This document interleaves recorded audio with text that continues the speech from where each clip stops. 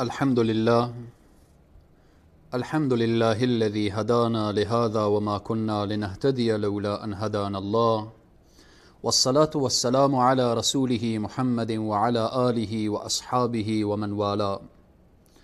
قال الله تبارك وتعالى في القرآن العظيم: فأعوذ بالله من الشيطان الرجيم، وإذا حييتم بتحية فحيوا بأحسن منها أو ردوها. صدق الله العظيم. عن أبي هريرة رضي الله عنه قال: قال رسول الله صلى الله عليه وسلم: لا تدخلوا الجنة حتى تؤمنوا، ولا تؤمنوا حتى تحابوا، أولا أدلكم على شيء إذا فعلتموه تحاببتم، أفشوا السلام بینکم. رواه مسلم. خدمت همه عزیزان و بزرگواران، السلام علیکم و رحمت الله تعالی و برکاته. در جلسه گذشته پیرامون ادب با عموم مردم، یعنی با مسلمان و غیر مسلمان، اشاره نمودیم. حالا بحث ما پیرامون ادب با مسلمین هست. با یک مسلمان وقتی مسلمان روبرو میشه چگونه ادب داشته باشه، چگونه احترام داشته باشه، چگونه برخورد داشته باشه. الله سبحانه و تعالی ما را متوجه میسازه به این که و اذا حییتم بتحیة فحیوا باحسن منها او ردوها. وقتی کسی به شما تحیه گفت، سلام گفت، شما را سلام کرد، شما به وجه احسن، بهتر شما جواب بدهید. شما وقتی که کسی برای شما گفت السلام علیکم و رحمت الله، شما در جوابش بگویید و علیکم السلام و رحمت الله و برکاته. رسول اکرم صلی الله علیه و سلم که سیدنا ابو هریره روایت میکنه، میفرمایند لا تدخلوا الجنه حتی تؤمنوا، داخل جنت نمیشوید تا اینکه ایمان بیاورید. ولا تؤمنوا، و مؤمن شمرده نمیشوید حتی تحابوا، تا اینکه همدیگر را دوست داشته باشید، محبت داشته باشید. و بعد میفرمایند اولا ادلکم علی شیء اذا فعلتموه تحاببتم، آیا شما را راهنمایی نکنم به او چیزی که شما وقتی او را انجام بدهید بین شما محبت می آید؟ رسول اکرم صلی الله علیه و سلم وقتی که میگن داخل جنت نمیشوید تا مؤمن نشوید و مؤمن نمیشوید تا زمانی که محبت بین همدیگر نیایه، چون نشانه مؤمن چیست؟ رحماء بینهم، در بین همدیگر محبت دارن. ای از علامات و نشانه یک مؤمن هست. انما المؤمنون اخوه، به درستی که همگی مؤمنین برادر یک دیگرن. رسول اکرم صلی الله علیه و سلم وقتی این را میفرمایند که شما تا زمانی که بین همدیگر محبت نداشته باشید مؤمن شمرده نمیشوید، و بعد اشاره میکنند که میخواهید به شما دروازه محبت که به روی همدیگر باز میشه نشان بدهم. و بعد میفرمایند افشوا السلام بینکم، بین همدیگر سلام را ایجاد کنید. وقتی با همدیگر روبرو شدید بگویید السلام علیکم و رحمت الله و برکاته. شما وقتی کسی شما را سلام کرد، شما جواب بهتر، درستر، احسنتر جواب میدهید و علیکم السلام و رحمت الله و برکاته. حتی بعضی از علما اشاره میکنن و مغفرته. به این یک سلام هر جمله‌ای که اضافه بشه الله سبحانه و تعالی 10 حسنه به نامه اعمال انسان می نویسه. چقدر مهمه. این ادب با مسلمان هست و مجردی که مسلمان را دیدید بگویید السلام علیکم و رحمت الله و برکاته. نگاه نکنید این از شما بزرگتر هست، از شما کوچکتر هست. نگاه نکنید که این فقیر هست. نگاه نکنید این را میشناسید یا نمیشناسید. پس به اینه که باید ادب با مسلمان که چگونه هست ما بفهمیم و بدانیم. بعضی از دوستان میبینیم فقط با جمله از کنار همدیگر عبور میکنن، تیر میشن، سلام. سلام یعنی چی؟ لا اقل بگو السلام علیکم. یا اینکه دست خود را بلند کردن بدون اینکه لفظ السلام علیکم را به زبان بیارن، و یا اینکه اگر الفاظ دیگری که به بین جامعه الفاظی که دست بالا بشه، های های بالاخره، یا آوازهای دیگری، صداهای دیگری از خود بیرون کردن، در یک سلام گفتن انسان صاحب اجر میشه، صاحب ثواب میشه، صاحب مزد میشه که میگه السلام علیکم. هر جمله و هر کلمه اضافه بشه اجر اضافه تر میشه. پس بناهن باید در بین همدیگر این را ما رواج بدیم که همدیگر را سلام بکنیم و با همدیگر سلام داشته باشیم. این دعایی است که هر لحظه برای همدیگر از الله سبحانه و تعالی طلب سلامتی میکنیم.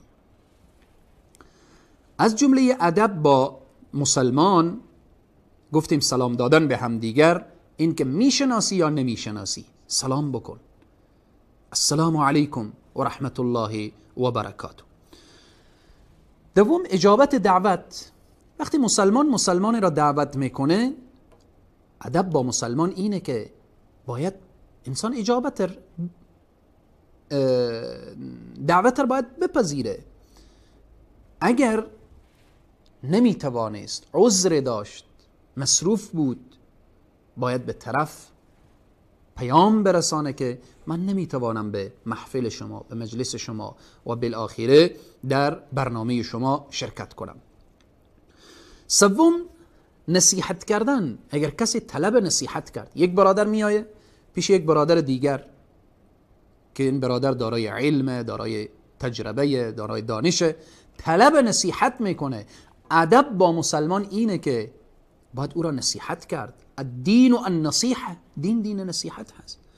نصیحت هم به اسلوب درست، به اسلوب حسنه، به اسلوب و روشی که نشه که او از این درخواست خود پشیمان بشه که کاش نمی آمدم درخواست مشوره یا بالاخره نصیحت و اینها نمی کردم. از جمله ادب با مسلمان اینه که جواب عطسه‌اش داده بشه. وقتی یک برادر در یک جا نشسته عطسه میزنه، چی میگه؟ وقتی عطسه زد میگه الحمدلله. تو برادر وقتی میشنوید بگو یرحمک الله. تو کسی که عطسه زدی بار دیگر بگو یهدیکم الله و یصلح بالکم. این آداب اسلامی است، این اخلاق اسلامی است، این برخورد اسلامی است که مسلمان با مسلمان داشته باشه. از جمله آداب اسلامی که ادب با مسلمان هست این که وقتی مسلمان مریض میشه باید به عیادتش رفت. رسول اکرم صلی الله علیه و سلم میفرمایند کسی اگر در بدایت صبح، در ابتدای صبح به عیادت یک مریض میره تا شام 70,000 فرشته با او دعا میکنه. اگر در ابتدای شب به دیدن یک مریض میره 70,000 فرشته تا صبح او را دعا میکنه. آیا میدانی چی دعاگوهای محکم برای تو فقط با عیادت مریض با برادر مسلمان خود سر میزنی؟ او به شفاخانه است از او خبر میگیری، او به خانه مریض هست از او خبر میگیری. این آداب اسلامی است. خود عیادت مریض از خود آداب داره که از آن جمله اینه وقتی پیش مریض میروید زیاد ننشینید، زیاد حرف نزنید، چون مریض هست، حوصله نداره. حرفی که میزنید متوجه باشید که سبب رنجش او مریض نشه. او درد داره، او رنج داره، حرف تو هم بیشتر او را آزار بده. وقتی حرف هم میزنی از سلامتیش بگو، حرف بزن که او حرف تو با او زخمهایی که او داره مرهم بشه، نه اینکه نمک بر زخمهایش پاشیده بشه. اینها آداب اسلامی است.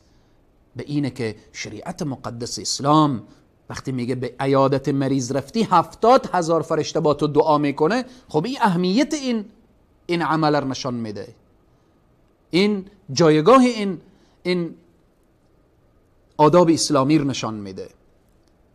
پس بناهن عیادت مریض از جمله حقوقیه یا ادبیه که یک مسلمان نسبت به مسلمان باید رعایت کنه. همچنین از جمله ادب با مسلمان اینه که شرکت کنه در تشییع جنازه اش. وقتی فوت کرد برو شرکت بکن به جنازه اش، نماز جنازه رو بخوان، سر قبرش برو. قبل از این که او را در قبر هنوز نگذاشتن تو در جای خود ننشین. از جمله ادب با مسلمان هست. هفتم، اگر راز مسلمان برای تو گفت رازش را حفظ بکن. ادب با مسلمان، وقتی سخن خصوصی راز دل خود را آمد برای تو گفت، تو حق نداری او را جایی بگی، جایی افشا کنی. این ادب است، ادب یک مسلمان هست. اگر راز افشا شد این نشان دهنده دور از ادب و نشان دهنده بی ادبی یک انسان نشان میده. نکته دیگر از جمله ادب با مسلمان اینه که وقتی طلب کمک کرد از تو، برایش کمک کن. حالا این کمک مادی باشه، کمک معنوی باشه. اگر تو سرمایه داری، یک مسلمان آمد از تو طلب قرض کرد، برایش قرض بده. طلب کمک کرد، او را کمک بکن. اگر تو عالمی، یک طالب العلم آمد از تو کمک خواست در عرصه درس خود، تعلیم خود، تدریس خود، با او کمک بکن. در راه می روید و بالاخره می بینید یک شخص ضعیفه، تو کمک بکن، دستش را بگیر. به اینه که ادب مسلمان با مسلمان. همچنین از جمله ادب با مسلمان اینه که وقتی از عیوبش واقف شدید، او عیوب را پنهان کن، بپوشان. الا که مگر عیبی بود که متعدی بود، ضررش برای دیگران میرسید، او بحث جداست، تا اینکه دیگران را واقف میکنی که ضررش برای دیگران نرسه. از جمله ادب با مسلمان این که احوال پرسی. 5 وقت نماز هست، 5 وقت نماز. یکی از حکمتهای جماعت اینه که احوال همدیگر را داشته باشیم، احوال همدیگر را پرسان کنیم. بعد از نماز پرسان بکن، برادر عزیز کجا بودید؟ چند روز میشه شما را ندیدم. آیا مریض بودید؟ آیا سفر بودید؟ به اینه که مسلمان باید احوال مسلمان را داشته باشد. در اخیر حدیثی از احادیث رسول صلی الله علیه و سلم را اشاره می کنم که می فرمایند، ابو هریره روایت میکنه که رسول صلی الله علیه و سلم فرمودن من سطر اخاه المسلم فی الدنیا، الله اکبر، کسی که بپوشانه عیوب برادر مسلمان خود را در دنیا. گفتیم عیبی که متعدی نباشه. مثلا یک تاجر عیبی داره، جنس بدل رو وارد میکنه، غذاها و آذوقه های تاریخ تیر شده میاره، یک شخص واقف شده، نباید این را بپوشه، باید این را علنا اعلان بکنه. فلان تاجر فلان غذا را و بالاخره فلان آذوقه را، فلان دواها را تاریخ تیر شده وارد کشور کرده. اگر این را پوشید گناه است. اما اگر یک عیبیه که تعلق به خود شخص داره، اون عیب باید پوشیده بشه. اگر عیبی بود که ضرر به خودش داشت، الله خودش را هدایت کنه. اما اگر ضررش برای دیگران و برای جامعه میرسید، باید انسان واقف بکنه دیگران را، تا اینکه دیگران از شرش در امان باشن. رسول صلی الله علیه و سلم میفرماید من ستر اخاه المسلم فی الدنیا، یعنی این عیب شخصی شخص هست، ستره الله عز وجل فی الدنیا والآخره. عیب را پوشیدید، الله سبحانه و تعالی عیوب تو را در دنیا و آخرت میپوشانه.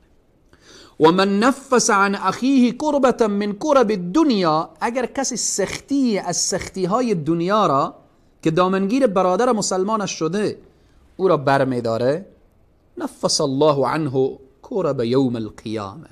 الله اکبر. اگر میخواید سختی های دنیا و آخرت از سر تو برداشته بشه، کوشش بکن که سختی هایی که سر راه برادر مسلمان تو آمده آنها را بردار. رسول صلی الله علیه و سلم میفرمایند والله تعالی فی عون العبد ما کان العبد فی عون اخیه. تا زمانی که انسان مسلمان در خدمت برادر مسلمان خود باشه، الله سبحانه و تعالی در کمک از او هست، او را کمک میکنه، او را نصرت میده و او را یاری میده. این بود ادب با مسلمین که باید ما بین همدیگر رحم، شفقت، ترحم، مهربانی و همدیگر را راهنمایی داشته باشیم. با همدیگر یک دست، یک پارچه. این ادب با مسلمین هست. اتحاد، اتفاق، محبت و صمیمیت، کمک به همدیگر، دست همدیگر را گرفتن، این ادب با مسلمین هست. الله سبحانه و تعالی بر همه ما توفیق بده تا اینکه آداب نسبت به همدیگر رعایت نماییم. تا برنامه بعد همه شما عزیزان و بزرگواران را به خداوند کریم و رحیم می سپارم. والسلام علیکم و رحمت الله تعالی و برکاته.